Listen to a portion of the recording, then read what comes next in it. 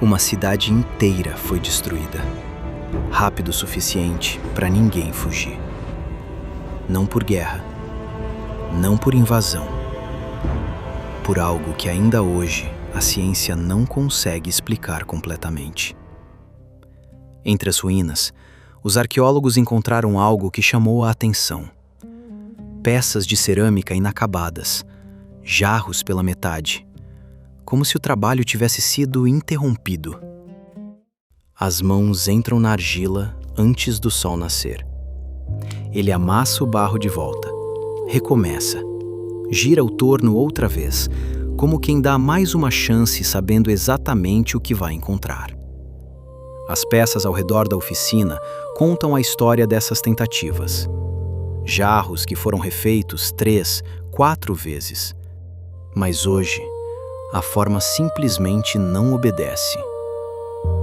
Sodoma e Gomorra, o mistério que o deserto guardou.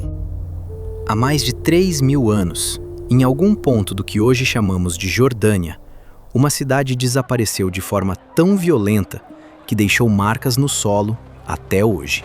Não uma aldeia, uma cidade de verdade, com muralhas de tijolo de barro que chegavam a 4 metros de espessura e mais de 12 de altura, com artesãos, mercadores, caravanas que cruzavam o Vale do Jordão. Uma das regiões mais férteis do Oriente Médio no Bronze Médio, segundo os registros arqueológicos do vale. Essa cidade se chamava Tal el-Hammam. Na sua época, era 10 vezes maior que Jerusalém, 5 vezes maior que Jericó. A maior cidade continuamente ocupada do sul do Levante. Tal el-Hammam é o sítio que parte dos arqueólogos acredita ser a Sodoma bíblica. Nem todos concordam. A identificação é debatida há décadas. O que sustenta a hipótese é a geografia. O Vale do Jordão, ao norte do Mar Morto, concentrava um grupo de cidades no Bronze Médio. O texto de Gênesis descreve exatamente isso: Sodoma, Gomorra, Admá, Zeboim. Cidades próximas, no mesmo vale, destruídas ao mesmo tempo. E é exatamente o que a arqueologia encontrou. Não um sítio isolado. Um conjunto de assentamentos no Médio Gor, todos abandonados no mesmo período. Tal el-Hammam seria a maior delas, a Sodoma. Nenhuma prova definitiva liga os nomes bíblicos aos sítios arqueológicos. O que existe é uma coincidência de local, período e escala que é difícil de ignorar. Hoje, é um dos sítios arqueológicos mais escavados do Oriente Médio. Arqueólogos trabalham ali há mais de 20 anos. O que encontraram levantou perguntas que ainda não têm resposta definitiva. A camada de destruição que os arqueólogos identificaram não mostra o padrão gradual de abandono. A estratigrafia indica uma destruição súbita. 1,5 metro de cinzas e carvão cobrindo a cidade inteira. E entre os fragmentos, algo que chamou a atenção de todos os pesquisadores que estudaram o sítio.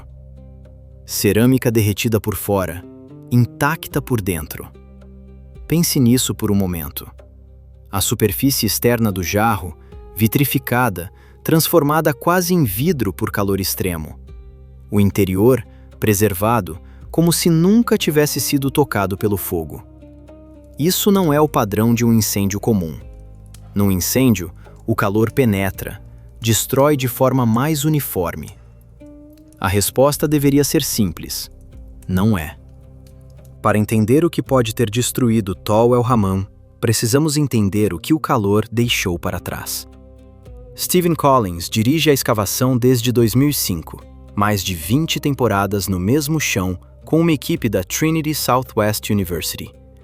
Os arqueólogos não estavam procurando uma catástrofe, estavam mapeando uma cidade da Idade do Bronze. A catástrofe é que encontrou eles primeiro. Os primeiros sinais apareceram cedo. Pequenos pedaços de cerâmica de 6 ou 7 centímetros, com a superfície externa transformada em algo parecido com vidro. Cerâmica derretida, tijolos de barro fundidos, metais que só derretem em temperaturas que nenhum incêndio comum alcança. A pergunta era simples: O que pode gerar tanto calor sobre uma cidade inteira? Em 2021, um grupo de pesquisadores publicou uma hipótese que ganhou atenção global. A cidade teria sido destruída por uma explosão aérea, uma rocha espacial que detonou na atmosfera acima do vale. O modelo era o evento de Tunguska, na Sibéria, em 1908. Uma rocha espacial que explodiu antes de tocar o solo e gerou calor intenso sem deixar cratera. Uma força invisível, capaz de destruir sem deixar um ponto de impacto. O estudo foi publicado, foi contestado e, em abril de 2025, retratado. A revista reconheceu que as evidências não sustentavam a conclusão. A hipótese saiu da literatura científica. Tal El-Hammam ficou sem resposta e o mistério intacto. Isso não significa que nada aconteceu. Significa que ainda não sabemos o que. Nenhuma explicação, até agora, fecha todas as evidências. O que ninguém contesta é o fato. A cidade foi destruída de forma súbita e violenta entre 1650 e 1600 anos antes de Cristo. Calor extremo. E depois, silêncio. A cidade ficou desabitada por 300 a 500 anos. Pense bem, uma cidade no cruzamento de rotas comerciais, com acesso à água, com terra que tinha sido fértil, e ninguém quis voltar. Os pesquisadores encontraram níveis altíssimos de sal, na camada de destruição e nas camadas que vieram depois.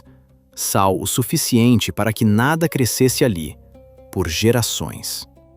Os ossos humanos encontrados na camada de destruição não estavam organizados. Estavam espalhados, fragmentados. A palavra técnica que os arqueólogos usam é desarticulação extrema. Os corpos foram separados pela força do evento. E todos os destroços, fragmentos de cerâmica, ossos, grãos carbonizados, foram encontrados espalhados numa mesma direção, como se uma onda de força tivesse varrido tudo num único sentido.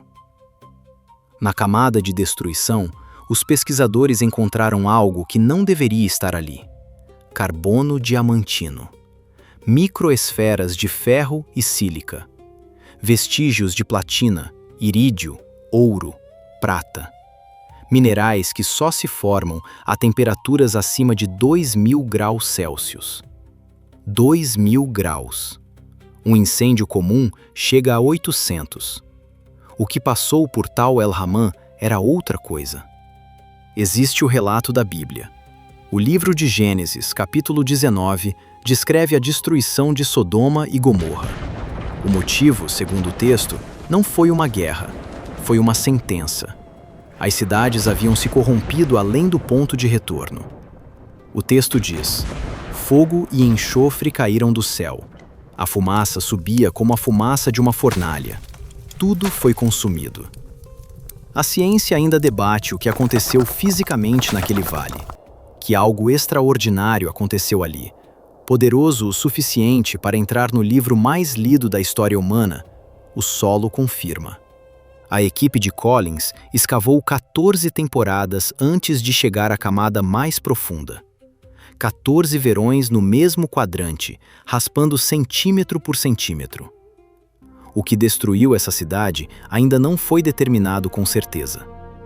O padrão é claro: temperatura incompatível com qualquer incêndio, impacto súbito e abandono total.